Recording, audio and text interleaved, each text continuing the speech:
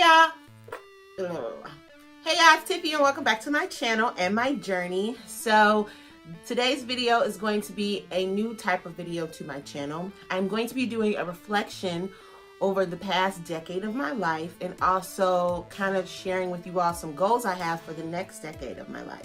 So as many of you all know, I just turned 30, and so I thought it'd be great to do a reflection and get my lessons and wisdoms and takeaways and put them all into one place so I can use everything that I've learned over the past 10 years to make the next 10 years even better. So I took some time to write down a few key major things in my master's plan journal. So you all know I'm all about the journal. So this is the journal I use. And as you can see, it's really beautiful. It's like orange with gold. It's maybe hard to see, but it says master plan. And so I really love it. It's just the nicest. I feel like it looks really sophisticated and it's a really bright color. So I took a few seconds. So when you open it up, it has like some stickers and some Post-its that you can use throughout the journal to kind of tap things off that you want to remember. So it says notes, to do, remember, for later, for now, and then just some pretty ones with colors. So I haven't used these yet because I just whipped her out at the beginning of 2019. So I'm going to be utilizing those over the duration of using this particular journal.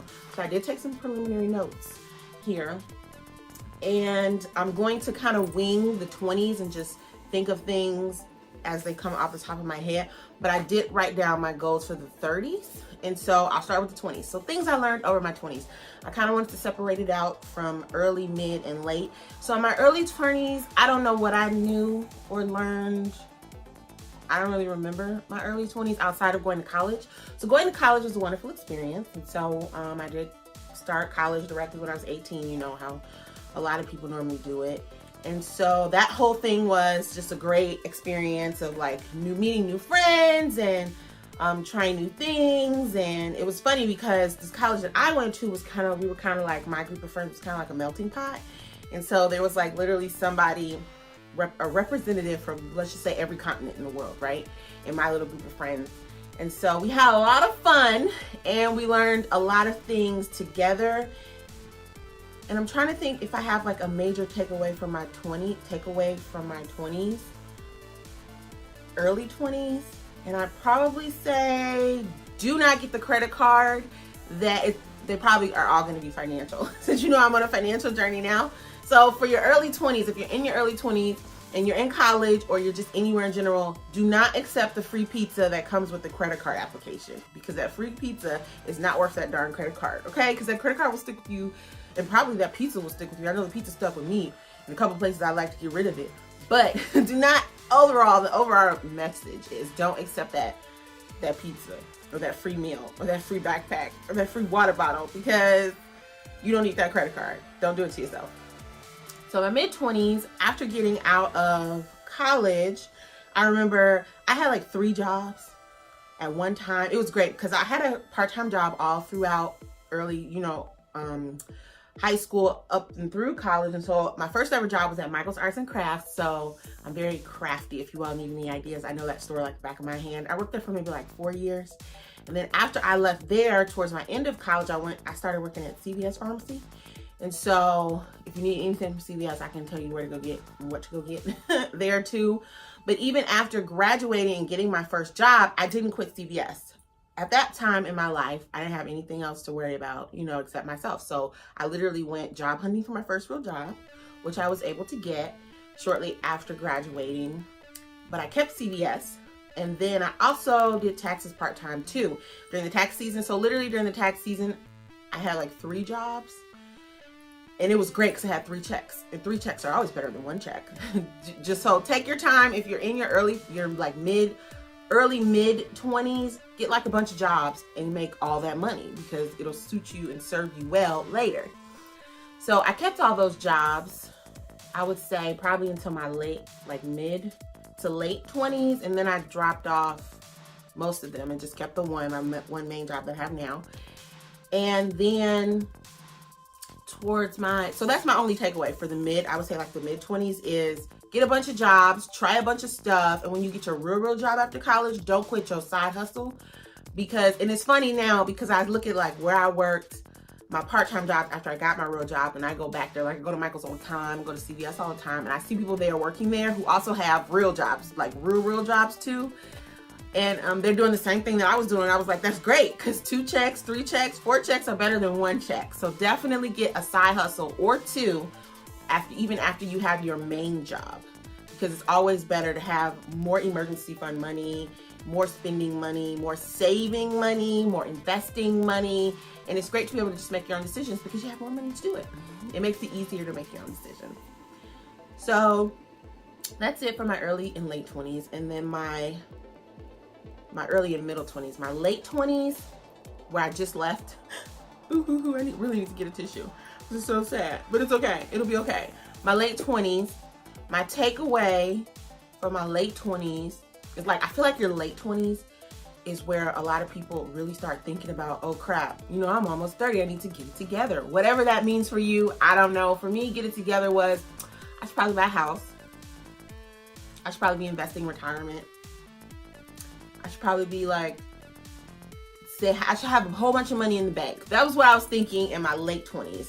And I need to pay off all this debt, right? So if you have debt, if you don't have debt, shout out to you. You're awesome. But if you do have debt, which a lot of us do, you start thinking about trying to get out of debt and paying off that debt so you can make bigger purchase decisions. Because in your late 20s, early 30s, I would say you're thinking bigger picture, and you're thinking about things you want to buy that you can't just like go to the store and buy. Like you actually have to save for them up ahead of time, like, and make a plan and be diligent and have discipline. And so that's where I was in my early 20s. And so, or excuse me, my late 20s. I started thinking about wanting to purchase things that were bigger and it's going to take me longer to save for. And so that's why I decided to start sharing with you all my debt journey. And so check that out. There are a lot of videos this year coming on that, because that's the place I am in life right now, working to like pay things down, save up for big ticket items. And I'm very happy to bring you all along with me on this journey. So now we'll skip to my 30s. So my 30s is more like and I wrote some stuff down here.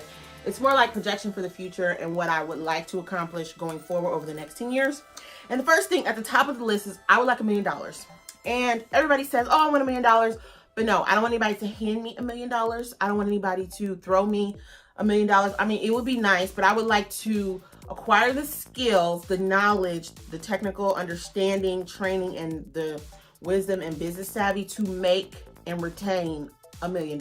However that comes. If that comes in checks of $1 million, if that comes in investing small amounts and then they grow to $1 million, however that comes, because I feel like overall in my life, what's the saying? Like, you teach a man to fish, or you give a man a fish and he'll starve, or you teach him how to fish and he'll live forever, whatever. That whole saying, I totally think it's true.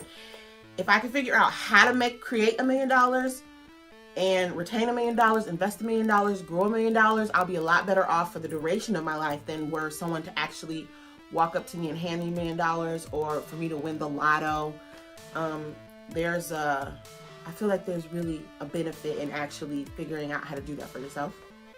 So I have 10 years, a little less than 10 years before I'm 40. So I'm going to take you all on that journey as well, trying to come up with $1 million some kind of way. And I feel like overall, the three key success factors in that area are: 1, you have to make more money. Of course, you have to bring more money in so you can put away more money.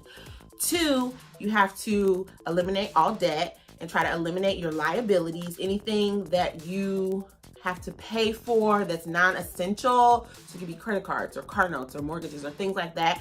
You want to reduce those things so the money that you do have, the revenue you have coming in, can actually go towards investing and growing, and you can flip it essentially. And then 3, saving. So the first thing is you got to make more money while paying off any debts that you do have or any liabilities that are non-essential. And then you have to learn how to save, because you can make $1 million and you can pay off your debt, but then you can spend everything and you wouldn't actually be retaining anything.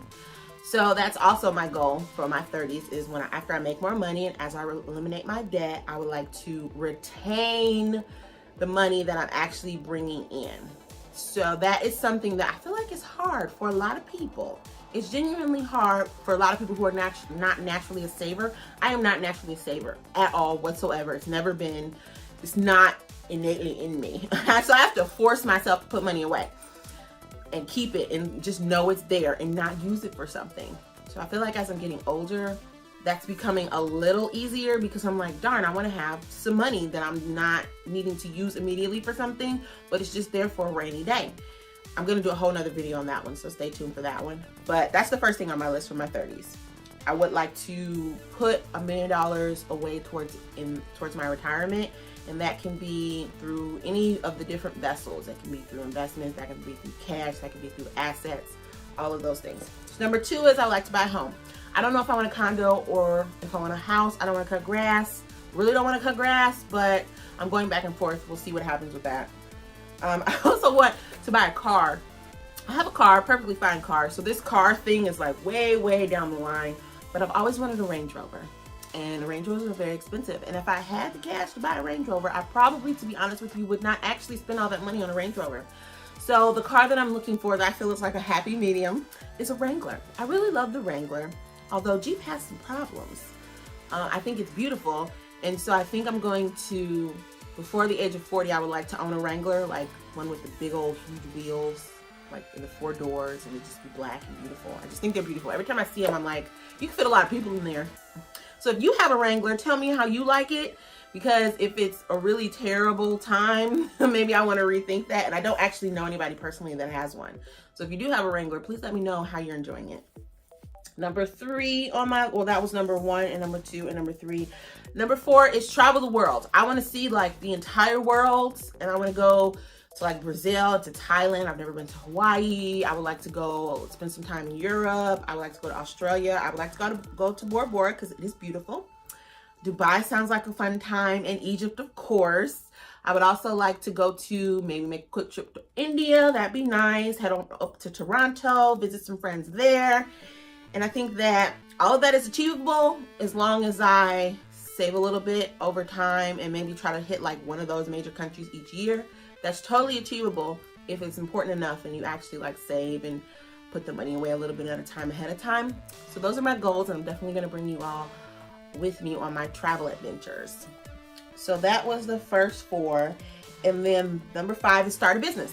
I would like to start my own business. Everybody's not built to be self-employed. And I don't know if I'm necessarily built to be self-employed, but I would like to start something, create something that is mine, that is interesting to me, that I can like see grow and develop and flourish. What that is at this very moment, I am not sure, but I will let you all know as I'm figuring that out. Then create generational wealth for my descendants. That's a big one, and that's the one that takes the longest. So creating generational wealth means that I have created something that brings in revenue, wisdom, knowledge, and all that, and it keeps flowing even after I'm dead. The best example of that would be Oprah. Oprah has generational wealth, and she don't even have kids. She has everybody else's kids that will be taken care of, and their kids' kids will be taken care of, because she has created generational wealth for herself and all of her family, because she's got billions and billions of dollars. And you don't even need billions and billions and billions of dollars to create generational wealth. Depending on what your family history is, you could be creating generational wealth by having a few $100,000. That could be enough to spin it off. You keep investing, you keep letting it grow, you keep letting it double and triple itself, and then your kids have something that they can work off of, and you teach them the necessary skills to keep it, retain it, and grow it, not just blow it, because kids like to blow money. As I said in my early 20s, don't get that credit card. Don't do it. The pizza's not worth it. The water bottle's not worth it. Don't get the credit card, because the interest will get you. So yeah, those are my goals for my 30s. I have 1, 2, 3, 4, 5, 6 of them. The first one is to have contribute $1 million to retirement. And that doesn't physically have to be me putting $1 million into retirement, but putting away enough money for it to grow itself into $1 million for retirement. Buying a home, that could be a house or a condo. Potentially buying a Wrangler, and because I think it's a really cute alternative to a very expensive Range Rover. Traveling the world, which I will be bringing all of you with me for those adventures, to start some sort of a business in an area that I am interested in that gives back to society and also fulfills my internal purpose, and create generational wealth for my future descendants. And so that's actually the I feel like that's the hardest one, because that's something, the wealth is something that will operate completely without you. You could be long gone, and it's still flipping over and flipping over and flipping over. So yes, so those are my takeaways from my early, mid, and late 20s, and also my goals for the next 10 years of my life, the 30s to the 40s. And I appreciate you all sticking with me if you watched the whole video. Let me know what your goals are, or your takeaways from your 20s, or your takeaways. It could be any decade. So if you're in your 40s, what was your takeaways from your 30s? What were your takeaways from your 50s? What were your takeaways from your teens? Let me know what yours are to see if mine are similar to yours or different to yours, or maybe you have some other focuses. And I would love to hear all about that. So don't forget to comment below. Thanks for joining me, and I will see you in the next one. Toodles!